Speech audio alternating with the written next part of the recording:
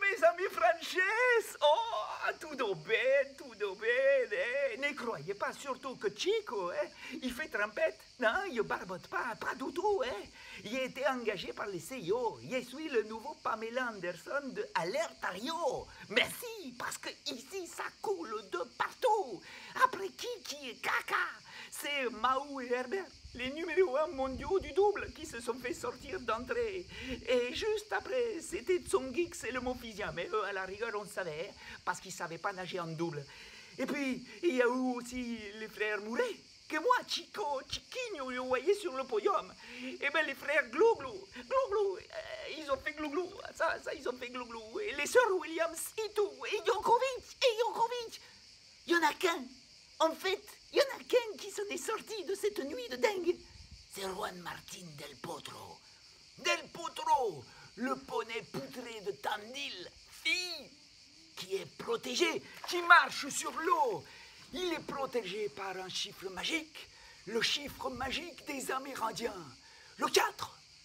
Le 4. Il a des 4 partout depuis le début de sa carrière. En 2008, quand personne ne le connaissait, il ne va pas gagner un premier tournoi.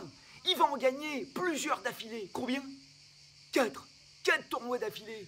En 2009, qui c'est qui va interrompre la série de 40 matchs gagnés consécutivement de Roger Federer, les cannibales des balles à l'US Open? Qui c'est? C'est Juan Martín encore, en finale, qui bat Roger. Au bout de combien de temps? 4 heures de finale. En 2010, il obtient son meilleur classement mondial. Combien? 4e, si. Et quelques mois après, il va se faire opérer pour la première fois de son poignet droit. Quel jour? Le 4 mai. Nous sommes en 2010. En 2012, il revient. Il perd la demi-finale des Jeux Olympiques contre Royer, le cannibale. Si. 19-17 au 3e set. Combien d'heures pour cette demi-finale? 4 heures.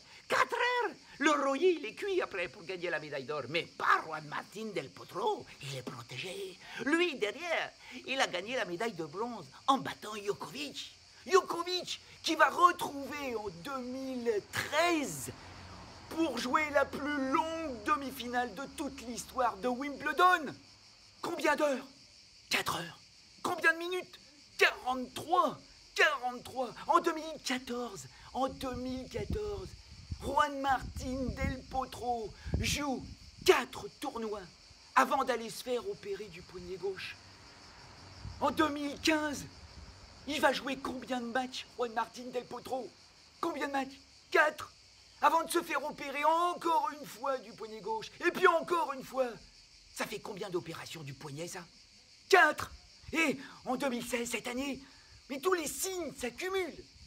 Juan Martín del Potro, il est 141e. 4. Et il a, juste avant son match contre Djokovic, il est resté bloqué dans un ascenseur du village olympique pendant 40 minutes.